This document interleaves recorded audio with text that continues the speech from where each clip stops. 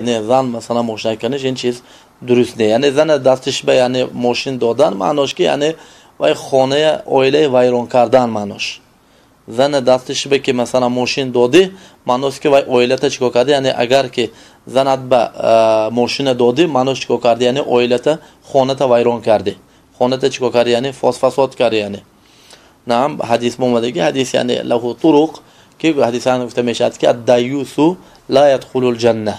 الدیوس لا يدخل الجنه. دیوس جنت به نمیدارد. دیوس کی همونه کی یعنی زنش و عائلش مراقبه کرده نمیتونه از کجا الی عین ذهبت و ببین عین جاءت کجا رفتن و کجا اومد مثلا همین دیوس میگن.